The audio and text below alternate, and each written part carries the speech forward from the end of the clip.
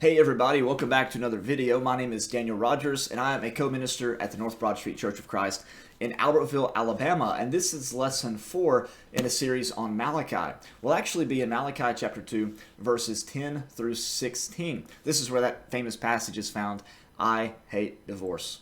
But before we get to that, we have to talk about a few little things.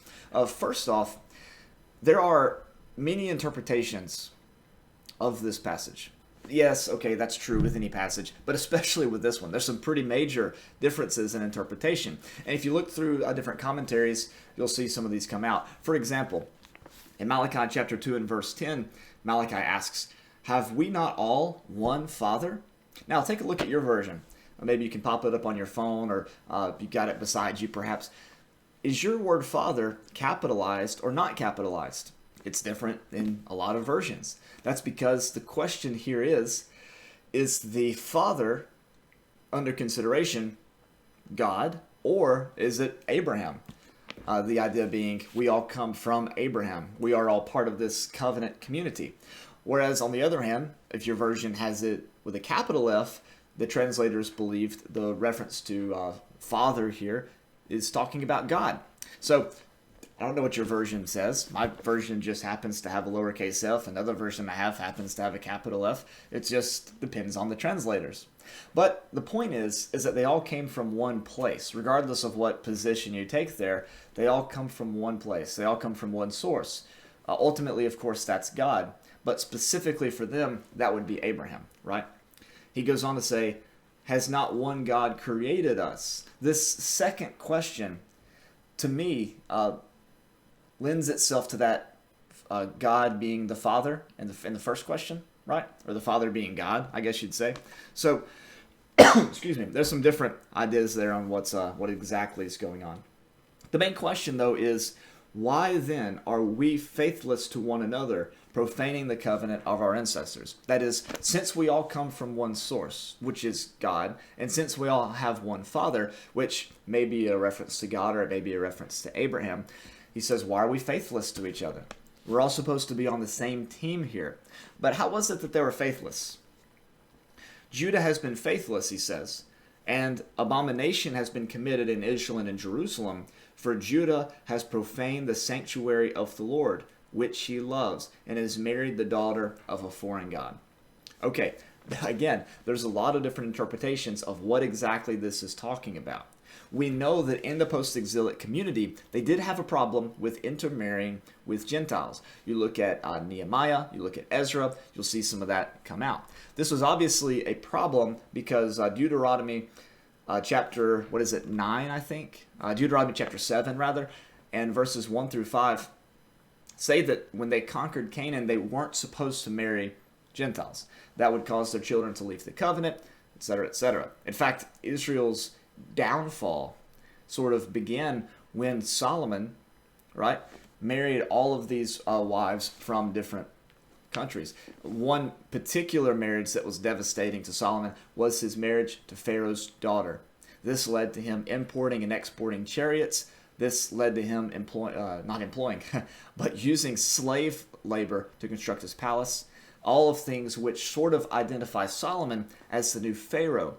And then after Solomon, you have king after king after king after king who just went down a bad path. They did not act like David, their father. And that ultimately led to Judah's exile. So you think, right? You would think that in this post-exilic community, they would know that intermarrying with these Gentile wives would obviously lead down a bad path. But, right, they did it anyways. And so Ezra and Nehemiah called them to divorce their wives and to send away their children.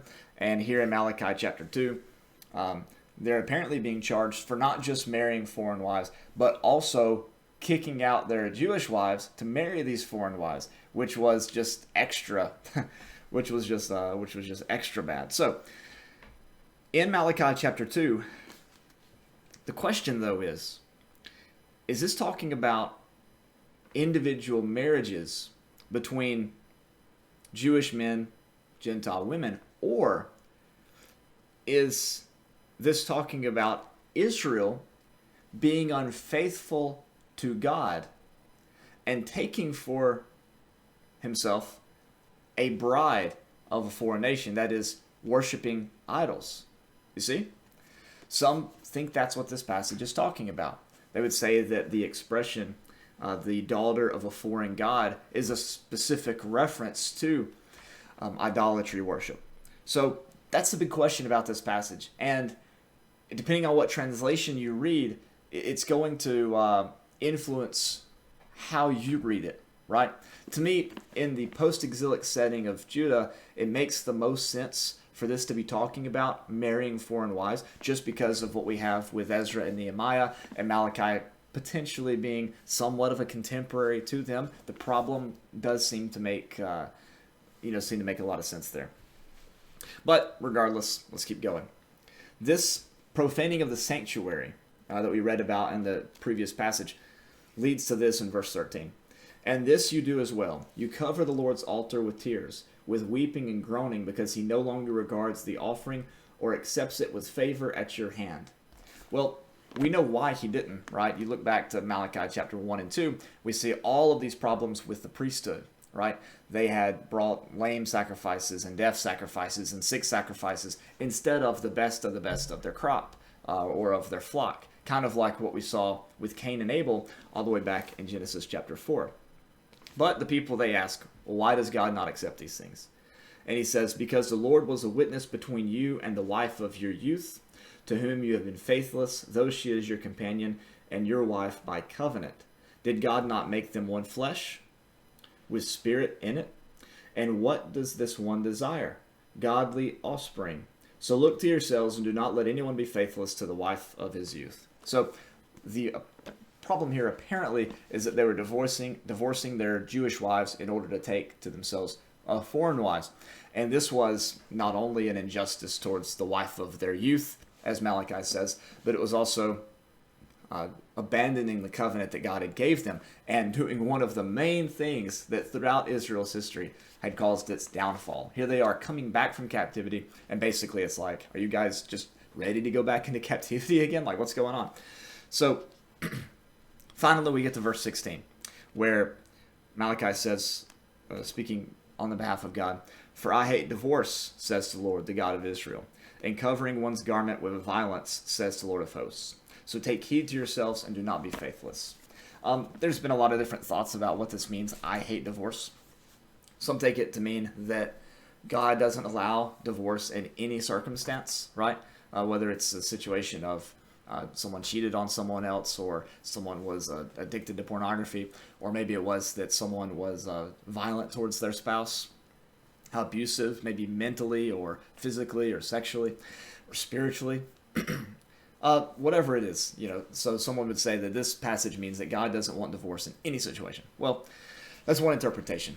The other interpretation is that the expression divorce means sending away. The idea there being that they were simply sent away without a proper divorce certificate, which would make them ineligible for remarriage, which means that they would end up having to turn to prostitution or something like that. The other idea is that this was a specific type of divorce. It was a divorce for the wrong cause. They were being violent towards their spouse by divorcing them when they didn't really have a right to do so. There was no real good reason for that, except for the fact that they just wanted a foreign wife, right? So there's a lot of interpretations of that. But how does this passage relate to us as Christians? How should we understand divorce in light of this message from God in Malachi 2, where he says, I hate divorce?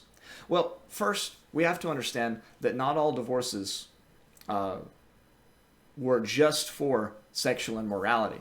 And when we look back to the book of Exodus, and we're not going to really do this right now, but God talks about what would happen if they took another spouse, right? Like you have the situation in Malachi 2, and the person was not giving them food or clothing or conjugal rights, marriage rights, after they took on this other spouse. They were free to leave without payment. That's a pretty interesting passage.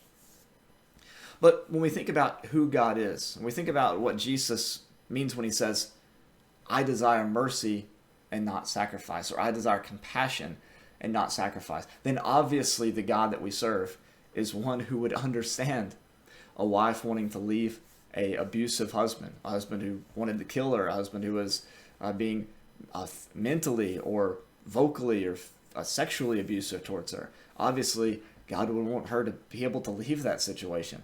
And trapping her within a toxic marriage like that by saying, well, God hates divorce, it's almost saying that God loves the institution of marriage more than he does this individual who's being abused. And to me, that doesn't seem to line up with who Jesus is. Of course, there's questions about what the exception clause in Matthew 19 and Matthew 5 are talking about. There's questions about what Paul had to say about divorce in 1 Corinthians chapter 7.